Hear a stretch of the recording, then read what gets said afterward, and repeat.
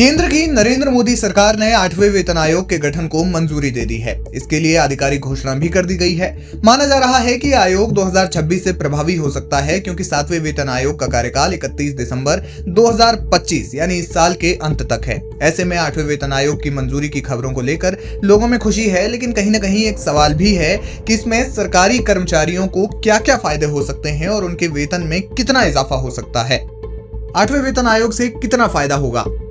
8वें वेतन आयोग पर बात करने से पहले हमें थोड़ा पीछे जाना होगा, यानी 7वें वेतन आयोग में तनख्वाह में कितनी बढ़ोतरी हुई थी, इस पर नजर डालनी होगी।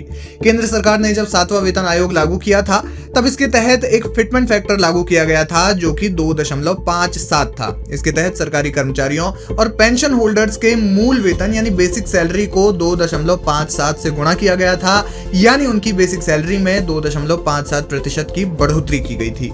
आपको बता दें कि फिटमेंट फैक्टर एक तरह का कैलकुलेशन है जिसे ध्यान में रखते हुए सरकारी कर्मचारियों की सैलरी में बदलाव किया जाता है। हालांकि इसमें कर्मचारियों को मिलने वाले भत्तों को नहीं जोड़ा जाता, ये उनकी बेसिक सैलरी पर जोड़ा जाता है। 7वें वेतन आयोग में कर्मचारियों की न्यूनतम बेसिक सैलरी 18,000 रुपए हो गई थी, वहीं 6वें वेतन आयोग के तहत यही बेसिक सैलरी महज 7,000 रुपए थी। इस तरह से 7th पे कमीशन में उनकी सैलरी में एक बड़ा उछाल आया था। अब माना जा रहा है कि 8वें वेतन आयोग में फिटमेंट फैक्टर को 2.57 से बढ़ाकर 2.86% तक किया जा सकता है। हालांकि ये नंबर आपको कम लग रहा होगा, लेकिन विशेषज्ञों के मुताबिक इसमें बेसिक सैलरी में भी बड़ा उछाल आएगा। विशेषज्ञों का मानना है कि इसमें 100% से ज्यादा की बढ़ोतरी हो सकती है। कुछ विशेषज्ञों का मानना है कि 8th पे कमीशन में सरकारी कर्मचारियों की न्यूनतम बेसिक सैलरी 18,000 रुपए से बढ़कर 51,480 रुपए तक पहुंच जाएगी।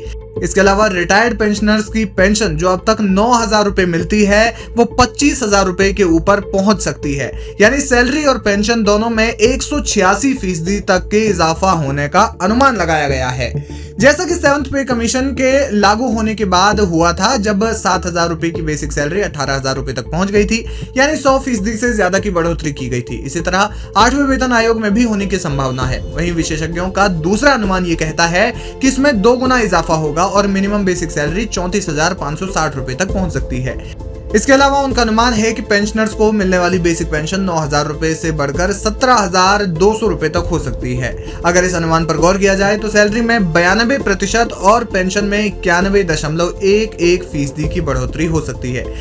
यानी दोनों अनुमानों पर नजर डालने पर सामने आता है कि सरकारी कर्मचारियों की तनख्वाह में बड़ा इजाफा हो सकता है, जिससे केंद्र सरकार के 48,67,000 कर्मचारियों और करीब 68 लाख पेंशनर्स को लाभ मिलने की उम्मीद है।